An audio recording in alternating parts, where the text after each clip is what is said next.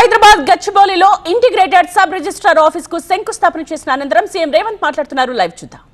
TCS, HCl, Cognizant లాంటి సంస్థలు ఈ ప్రాంతంలో లక్షలాది మంది సాంకేతిక నిపుణులు, ముఖ్యంగా గ్రామీణ ప్రాంతాలలో నుంచి చదువుకున్న యువకులు ఈరోజు ఐటీ రంగంలో రాణిస్తున్నారంటే ఆనాడు దేశానికి రాజీవ్ గాంధీ గారి కంప్యూటర్ని పరిచయం చేసిండు. వారి మిత్రుడు శామ్ పిట్రోడా టెక్నాలజీ రంగంలోనే కాదు, టెలికాం రంగంలో ఈరోజు మనం ఇంటర్నెట్ అంటున్నాం, వైఫై అంటున్నాం, కంప్యూటర్ అంటున్నాం, క్వాంటమ్ అంటున్నాం, రకరకాల పదాలు మనం పలుకుతున్నామంటే ఆనాటి ప్రధానమంత్రి రాజీవ్ గాంధీ గారు ఈ దేశానికి కంప్యూటర్ని ఇంట్రడ్యూస్ చేయడమే కాదు, వారి వారసత్వంగా ఈ దేశ ప్రధానమంత్రి పివి నరసింహారావు గారు బాధ్యత చేపట్టిన తర్వాత మొట్టమొదట హైటెక్ సిటీని, ఐటీ స్పెషల్ ఎకనామిక్ జోన్ని ఆనాడి ఉమ్మడి ఆంధ్రప్రదేశ్కు వారు మంజూరు చేసింది.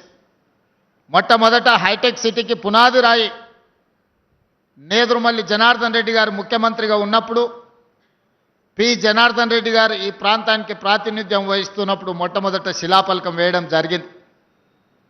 వివిధ కారణాల చేత హైటెక్ సిటీ నిర్మాణం జరగక తిరిగి చంద్రబాబు నాయుడు గారు ముఖ్యమంత్రిగా బాధ్యతలు చేపట్టిన తర్వాత మన ప్రాంతం అభివృద్ధి చెయ్యాలి అనంటే మన రాష్ట్ర విద్యార్థులు కర్ణాటకను, మహారాష్ట్రకు పోయి ఇంజనీరింగ్ చదువుకోవడం కాదు, మన ప్రాంత విద్యార్థులు ఇక్కడనే ఇంజనీరింగ్ గ్రాడ్యుయేట్స్గా చదువుకొని కంప్యూటర్ సైన్స్ని అవసోపాన బట్టి కంప్యూటర్ నిపుణులుగా రాణించాలి అని వారు తీసుకొచ్చిన మార్పులు, వారు నిర్మించిన హైటెక్ సిటీ ఈరోజు మనకు లక్షలాది కోట్ల రూపాయల ఆదాయాన్ని రాష్ట్రానికి తెచ్చిపెట్టడమే కాదు, ఈరోజు ప్రపంచంలో ప్రసిద్ధిగాంచిన కంపెనీలు ఈ ప్రాంతానికి రావడం జరిగింది. ఈరోజు ఈ ప్రాంతంలో ఉన్న గచ్చిబౌలి స్టేడియంస్ కావచ్చు, ఈ పక్కలో ఉన్న ఎంఆర్ సంస్థ నిర్మించిన బోల్డర్ హిల్స్ కావచ్చు, ఈ ప్రాంతంలో ఉన్న ఐటీ కంపెనీలు కావచ్చు, ఆనాటి ముఖ్యమంత్రులు దూరదృష్టితోని ఈ ప్రాంతం అభివృద్ధి చెందాలంటే చదువుకున్న యువకులకు ఉద్యోగ ఉపాధి అవకాశాలు రావాలి, అప్పుడే వ్యవసాయం ఒక్కటే మనకు జీవన ఆధారం కాదు. కుటుంబంలో నలుగురు అన్నదమ్ములు ఉంటే ఒకరు వ్యవసాయం చేయాలి, ఇంకొకరు వ్యాపారం చేయాలి, ఇంకొకరు ఐటీ రంగంలో రాణించాలి అని ఆనాడు ఆ ముఖ్యమంత్రులు ఆలోచన చేయడంతో ఈరోజు మనలో లక్షలాది మంది ఐటీ నిపుణులుగా కాదు, అమెరికాలో సిలికాన్ వ్యాలీని మనం ఈరోజు శాసిస్తున్నాం.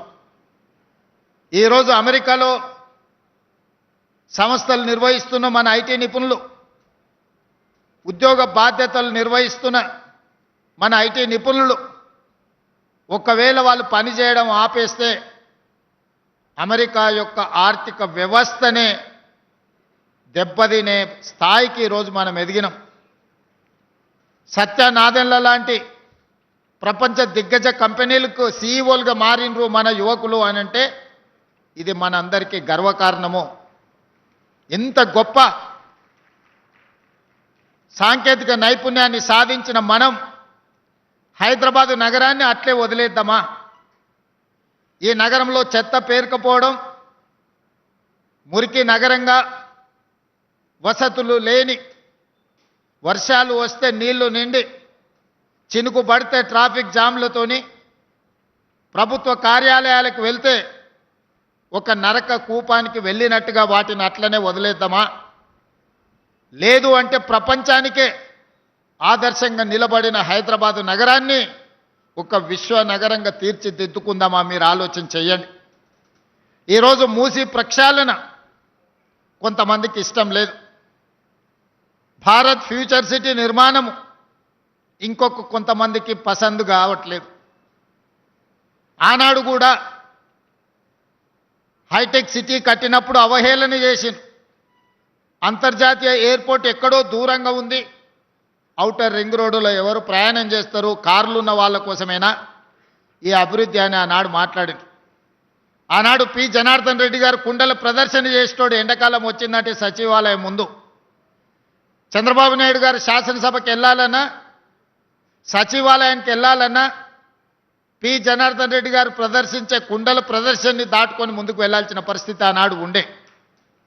అక్కడి నుంచి ఆలోచన చేసి హైదరాబాదు నగర దాహార్తిని తీర్చడానికి నిజాం నిర్మించిన హిమాయత్ సాగర్, ఉస్మాన్ సాగర్ నీరు సరిపోవడం లేదు, మరి నగరానికి వస్తున్న లక్షలాది మంది యొక్క దాహార్తిని తీర్చాలంటే కృష్ణా జలాలను తరలించాలని ఆనాడు కృష్ణా నుంచి నాగార్జున సాగర్ నుంచి తాగునీటిని తరలించి హైదరాబాదు నగరానికి కృష్ణా జలాలను తరలించారు. ఆనాడు కృష్ణా జలాలు సరిపోవడం లేదని గోదావరి నది నుంచి హైదరాబాదు నగరానికి తేవడం జరిగింది. ఇవే కాదు, మంజిరా నుంచి హైదరాబాదు నగరానికి తాగునీటిని తీసుకొచ్చి ఈ ప్రాంతంలో వివిధ రాష్ట్రాలు, వివిధ దేశాల నుంచి ఉద్యోగ ఉపాధి కోసం వచ్చే వాళ్ళకి ఆశ్రమం ఇవ్వడమే కాదు, అన్ని మౌలిక వసతులను ఆనాటి ప్రభుత్వాలు ఏర్పాటు చేయబట్టే ఈరోజు ఈ ప్రాంతం గొప్పగా అభివృద్ధి చెందింది. కానీ ఇది సరిపోదు. ఇది ప్రపంచం ఆశిస్తున్న స్థాయిలో ఇంకా మనం చేయాల్సింది చాలా ఉంది. అందుకే నేను చెప్పిన హైదరాబాదు నగరం బెంగళూరుతోనో, చెన్నైతోనో, ఢిల్లీతోనో, కలకత్తానో, ముంబైతోనో పోటీ కాదు. మేము న్యూయార్క్తో పోటీ పడదలుచుకున్నాం, టోక్యోతో పోటీ పడదలుచుకున్నాం, సింగపూర్తో పోటీ పడదలుచుకున్నాం.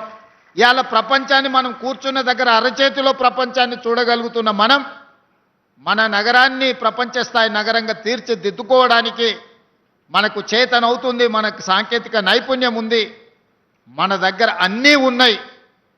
అన్నీ మనకు ఉన్నప్పుడు కావాల్సింది ఒక్కటే చిత్తశుద్ధి. చిత్తశుద్ధి ఉన్న నాయకుడు ఉంటే ఏమైనా చేయొచ్చు అని ఈ ప్రాంతాన్ని అభివృద్ధి చేసిన చంద్రబాబు నాయుడు గారు, రాజశేఖర రెడ్డి గారు నిరూపించారు. మరి ఈరోజు మనం ఎందుకు చేసుకోకూడదు? మీరు ఆలోచన చేయండి. ఇవాళ లక్షలాది మంది వివిధ ప్రాంతాల నుంచి ఇక్కడికి వచ్చి శాంతి భద్రతతో కూడుకున్న ఉద్యోగ భద్రత ఈ ప్రాంతంలో మనం ఇవ్వగలిగినము అంటే ఆనాటి ముఖ్యమంత్రులు రచించిన ప్రణాళికలే ఈరోజు మనకు వేదికగా మారినాయి. గచ్చిబౌలి స్టేడియంలో అంతర్జాతీయ క్రీడల్ని మనం నిర్వహించినాం, ఆఫ్రో ఏషియన్ గేమ్స్ నిర్ణయించినాం, కామన్వెల్త్ గేమ్స్కు సంబంధించి ఈరోజు మనం అంత ఇన్ఫ్రాస్ట్రక్చర్ మనం చేసుకోగలిగినాం. ప్రపంచ స్థాయి మిలిటరీ గేమ్స్ మనం ఇక్కడ నిర్వహించుకున్నాం ఆనాడు. కానీ మధ్యలో గచ్చిబౌలి స్టేడియంలన్నీ పెళ్లిళ్లకు, పేరంటాలకు వేదికలుగా మారినాయి. క్రీడలలో రాణించి ఒలింపిక్స్లో గోల్డ్ మెడల్ తేవాల్సిన మన ప్రాంతం దాదాపుగా 15 సంవత్సరాలు క్రీడలలో నిర్లక్ష్యానికి లోనైంది. అందుకే ఈరోజు తెలంగాణ రాష్ట్రంలో ప్రజాపాలన ఏర్పాటు చేసిన తర్వాత ఒక పక్కన సంక్షేమ పథకాలను అమలు చేస్తూనే వేగంగా ఆగిపోయిన అభివృద్ధిని, సాంకేతిక నైపుణ్యాన్ని అందిపుచ్చుకొని మన నగరాన్ని అభివృద్ధి చేయాలని ఈరోజు నిర్ణయం తీసుకున్నాం. అందులో భాగంగానే తెలంగాణ రైజింగ్ 2047 అనే ఒక విధానపరమైన ప్రణాళికను సిద్ధం చేస్తున్నాము. 2047కి మనకు స్వతంత్రం వచ్చి 100 సంవత్సరాలు పూర్తి చేసుకోబోతున్నాం. అందుకే రాబోయే 10 సంవత్సరాలలో తెలంగాణ రాష్ట్రాన్ని $1 ట్రిలియన్ ఎకానమీగా, రాబోయే 2047కి $3 ట్రిలియన్ ఎకానమీగా అభివృద్ధి చేయాలి. అభివృద్ధి చెయ్యాలి అంటే నగరాన్ని విస్తరించాలి. నగరాన్ని విస్తరించాలి అని అంటే పాత నగరాన్ని, అది ఓల్డ్ సిటీ కాదు, ఒరిజినల్ సిటీ, ఆ ఒరిజినల్ సిటీని ఒక గోల్డెన్ సిటీగా తీర్చిదిద్దాలంటే మూసి ప్రక్షాళన చేసి తీరవలసిందే. గుజరాత్లో సబర్మతి రివర్ ఫ్రంట్ కట్టుకుంటారు, ఉత్తరప్రదేశ్లో గంగా రివర్ ఫ్రంట్ కట్టుకుంటారు, ఢిల్లీలో యమునా నది ప్రక్షాళన చేసుకుంటారు. గుజరాత్ సబర్మతి ప్రక్షాళన చేయొచ్చు, ఢిల్లీ యమునా నది ప్రక్షాళన చేయొచ్చు, ఉత్తరప్రదేశ్ ఈరోజు అక్కడ ఉండే నదులను ప్రక్షాళన చేసుకుంటే మరి హైదరాబాదు నగరంలో ఉన్న హైదరాబాదు నగర ప్రతిష్టను పెంచే మూసీ నది ప్రక్షాళన ఎందుకు చేసుకోకూడదని నేను మిమ్మల్ని అందరూ అడుగుతున్నాను. ఎందుకు అడ్డుపడుతున్నారు? అడ్డుపడుతున్న ఆలోచన ఏంది? వాళ్ళ విష ప్రచారం ఏంది? మూసీ నదిలో మురికిలో బ్రతకాలని ఎవరైనా పేదవాడు కోరుకుంటాడా? ఏ విధి లేనోళ్ళు, ఏ అవకాశం లేనోళ్ళు, ఎక్కడ నివసించడానికి గజం స్థలం దొరకనోళ్ళు ఈరోజు మూసీ మురికిలో నివసిస్తున్నారు. వాళ్ళందరికీ ఇండ్లు కట్టిద్దాం, వాళ్ళందరికీ వాళ్ళ పిల్లలకు మంచి చదువులు ఇద్దాం, వాళ్లకు మంచి అవకాశాలు కల్పిద్దాం. ఆనాడు రాజీవ్ స్వగృహ ద్వారా మధ్యతరగతి కుటుంబాలకు ఇంటి కళ, సొంత ఇంటి కళను ఆనాడు రాజీవ్ స్వగృహ ద్వారా పట్టణాలలో ఇచ్చినాం. మళ్ళీ మధ్యలో 15 సంవత్సరాలు ఆగిపోయింది. డబుల్ బెడ్రూమ్ అనే ఆశ చూసినాం, అది ఆకాశంలోనే కనిపించింది. అహనా పెళ్ళంటలో కోట శ్రీనివాస్ గారు కోడి పైన కట్టి కింద తెల్లబువ్వ తిన్నట్టు డబుల్ బెడ్రూమ్ ఇల్లు మనకు అహనా పెళ్ళంటలో ఏలాడదీసిన కోడిలాగా కనిపించింది తప్ప మనకెవరికి అందుబాటులోకి రాలేదు. అందుకే ప్రక్షాళనతో పాటు పారదర్శకమైన పరిపాలనతో పాటు మధ్యతరగతి సగటు జీవికి రాజీవ్ స్వగృహ ద్వారా మళ్ళీ ఇండ్ల పట్టాలు, ఇండ్లు ఇవ్వాలన్న ఆలోచన చేయడమే కాదు, మా మంత్రులు శ్రీనివాసరెడ్డి గారికి, మా శ్రీధర్ బాబు గారికి నేను సూచన చేస్తున్నా, పేదల కోసం స్థలాలు వెతకండి. వాళ్లకు సరసమైన ధరలకు ఇంటి స్థలాలు ఇవ్వడమే కాదు, ఇల్లు కట్టుకోవడానికి అవసరమైన సహాయాన్ని అందించాల్సిన బాధ్యత మన అందరి మీద ఉన్నది. ఈరోజు 100 కోట్లకు పైగా ఎకరం ఈ ప్రాంతంలో భూమి అమ్ముడుపోతుంది. మరి కోటీశ్వరులు మాత్రమే కొనుక్కోగలరు. మధ్యతరగతి సగటు జీవి సొంత ఇంటి కళ ఎప్పుడు నెరవేరాలి? సగటు జీవుల గురించి ఈరోజు ఆలోచన చేయాలి. సగటు జీవులకు సొంత ఇంటి కళ నెరవేరాలి అంటే నగరం విస్తరించాలి. నగరం విస్తరించాలంటే రీజనల్ రింగ్ రోడ్డు రావాలి, రేడియల్ రోడ్స్ రావాలి, మెట్రో రైలు విస్తరణ జరగాలి, అదేవిధంగా మూసీ ప్రక్షాళన జరగాలి, మూసీలో ఎలివేటెడ్ కారిడార్ రావాలి. మూసీ ప్రాంతం ఈరోజు మనకు ఐటీ అర్ధరాత్రి రాత్రి పొద్దున ఇక్కడ చీకటి అవుతే అమెరికాలో తెల్లారుతుంది. మరి అమెరికా వాళ్ళతో కలిసి పనిచేయాలంటే రాత్రి కూడా ఇక్కడ పనిచేయాలి. ఇక్కడ పనిచేసిన వాళ్ళు భోజనం చేయాలంటే ఎక్కడికి వెళ్ళాలి? ఇవాళ అందుకే హైదరాబాద్ నగరంలో మూసీ ప్రక్షాళన చేసి, మూసీ సుందరీకరణ చేసి, మూసీ నదిని పునరుజ్జీవింపజేసి ఆ ప్రాంతంలో నైట్ ఎకానమీని ఈరోజు ప్రారంభించాలనుకుంటున్నాం. రాత్రి మొత్తం అక్కడ వ్యాపారాలు జరగాలి, నిరుద్యోగ యువకులకు ఉపాధి అవకాశాలు ఇవ్వాలి, ఆ ప్రాంతంలో వ్యాపారాలు జరగాలి. ఉదయం 6 నుంచి సాయంత్రం 6 వరకు ఒక షిఫ్ట్లో మనం పనిచేస్తే సాయంత్రం 6 నుంచి తెల్లారి ఉదయం వరకు మూసీ నది పరివాహక ప్రాంతంలో పట్టపగలు మనం ఉద్యోగం చేసుకోవడానికి, పట్టపగలు మనం వ్యాపారం చేసుకోవడానికి ఎన్ని వసతులు ఉంటాయో ఒక నైట్ ఎకానమీని మూసీ పరివాహక ప్రాంతంలో ఈరోజు మనం ప్రారంభించాలనుకుంటున్నాం. అది చెయ్యాలంటే అక్కడ ఎలివేటెడ్ కారిడార్ రావాలి, అక్కడికి మెట్రో రైలు రావాలి, అక్కడ మూసీలో ఉన్న మురికిని తొలగించాలి. ఈరోజు మూసీలో మురికి తొలగించాలి అంటే వానలు వచ్చినప్పుడు వరదలు రావడము, మన కాలనీలలో ఉన్న బురద మూసీలో కొట్టుకుపోవడం కాదు. గోదావరి జలాలను 20 టీఎంసీలు తీసుకొచ్చి ఉస్మాన్ సాగర్, హిమాయత్ సాగర్లో ఆ నీటిని ప్రవహింపజేసి 365 రోజులు మూసీలో నీళ్లు ఉండేటట్టుగా రివర్ ఫ్రంట్ డెవలప్ చేయడం ద్వారా మన తెలంగాణ రాష్ట్ర ఎకానమీని ఈరోజు ప్రపంచంతో పోటీ పడే విధంగా తీర్చిదిద్దాలనుకుంటున్నాం. వీటన్నిటితో పాటు ఈరోజు రిజిస్ట్రేషన్ కార్యాలయాల గురించి మిత్రులు శ్రీనివాసరెడ్డి గారు చెప్పారు. Outer ring road inside core urban region, ఈ కోర్ అర్బన్ రీజియన్లో 39 సబ్ రిజిస్ట్రార్ కార్యాలయాలు ఉన్నాయి. ఇక్కడున్న చాలామంది సబ్ రిజిస్ట్రార్ ఆఫీసులకు పోయి ఉంటారు. కూర్చోవడానికి కూర్చుండదు, నించోవడానికి జగా ఉండదు, గంటల కొద్ది అక్కడ ఉంటే బాత్రూమ్ పోదామంటే ఎక్కడ కనిపించదు. ఎక్కడ మెట్ల మీద ఎక్కితే పాన్ పరాగులు తిని ఊంపించి మనం ఎక్కడ కాలు పెడితే జారి పడతామో అన్న పరిస్థితులు ఈరోజు ప్రభుత్వ కార్యాలయాలు ఉన్నాయి. అభివృద్ధి చెందినం అంటున్నాం, ఐటీ దిగ్గజ కంపెనీలు మన దగ్గర ఉన్నాయి అంటున్నాం, మైక్రోసాఫ్ట్, ఇన్ఫోసిస్, గూగుల్ మన దగ్గర ఉన్నాయి అంటున్నాం, హెచ్సిఎల్, కాగ్నిజెంట్, టీసీఎస్ ఇక్కడ ఉందంటున్నాం.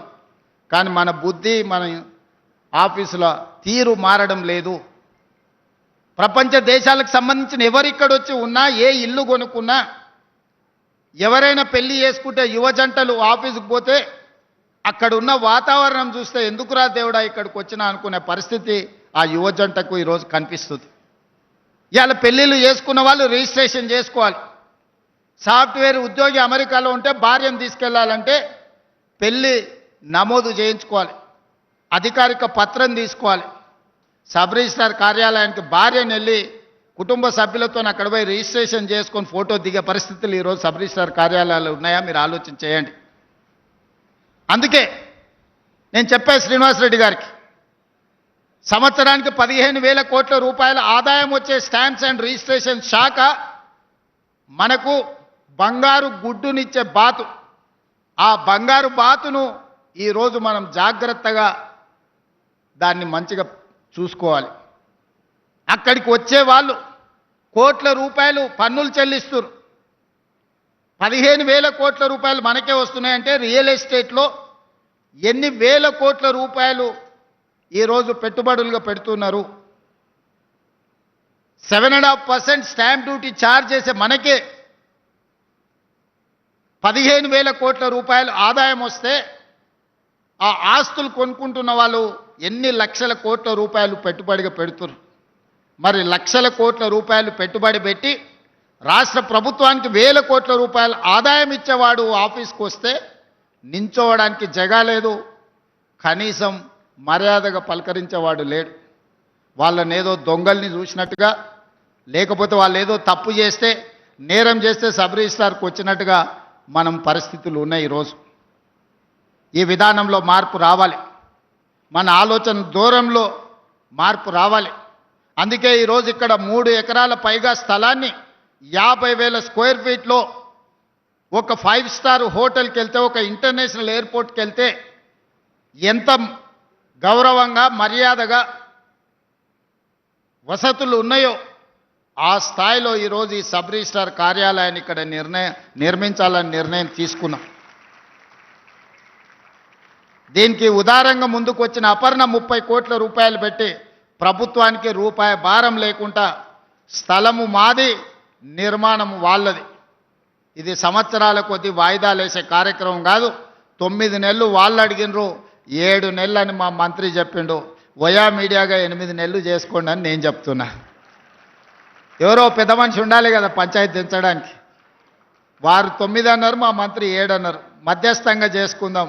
8 నెలల్లో ఇక్కడ ఒక అంతర్జాతీయ ప్రమాణాల స్థాయిలో ఉండే 4 సబ్ రిజిస్ట్రార్, మనం ఇమ్మిగ్రేషన్ ఆఫీస్కి వెళ్తే, పాస్పోర్ట్ ఆఫీస్కి వెళ్తే అక్కడికి డైరెక్ట్ ఆన్లైన్ టైం, తిరుపతిలో దర్శనానికి మనకిప్పుడు ఆన్లైన్లో మనకు టైం వస్తుంది, స్లాట్. ఏ టైంకు నువ్వు దర్శనం చేసుకోవాలో నీకు ముందే సమాచారం వస్తుంది. ఇవాళ అలాంటి విధానాన్ని సబ్ రిజిస్ట్రార్ కార్యాలయంలో ప్రవేశపెట్టారు మా మంత్రులు శ్రీనివాసరెడ్డి గారు. మీరు వచ్చి గంటల కొద్దీ నిరీక్షించాల్సిన అవసరం లేదు.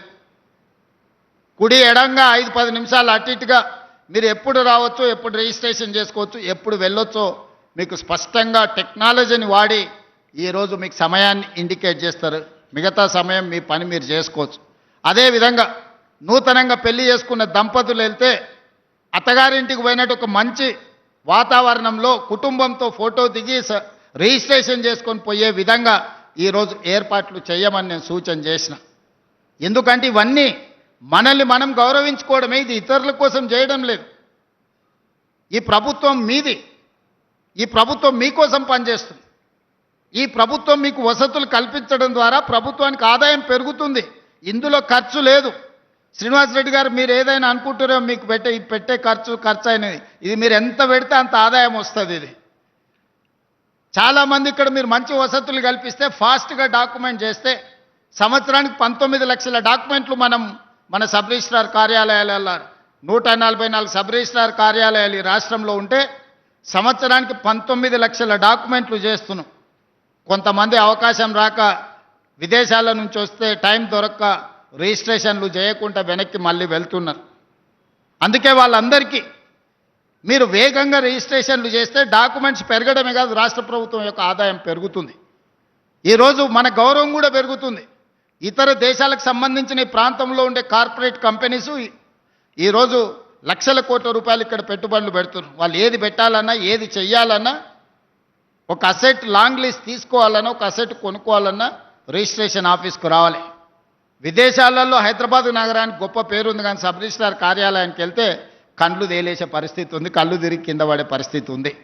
అందుకే శ్రీనివాసరెడ్డి గారికి నేను విజ్ఞప్తి చేసిన, core urban reason outer ring road inside ఏదైతే నగరం ఉందో కాలుష్య రహిత నగరమే కాదు, సాంకేతికంగా ప్రపంచంతో పోటీ పడే విధంగా ప్రభుత్వ కార్యాలయాలు ఉండాలి, ముఖ్యంగా సబ్ రిజిస్ట్రార్ కార్యాలయాలు ఉండాలి, పేదలు చదువుకునే పాఠశాలల్లో కూడా మార్పు రావాలి, ఒక నాణ్యమైన విద్యను పేదల పిల్లలకు అందించాలంటే ఒక మంచి స్కూల్స్ నిర్మాణం జరగాలి.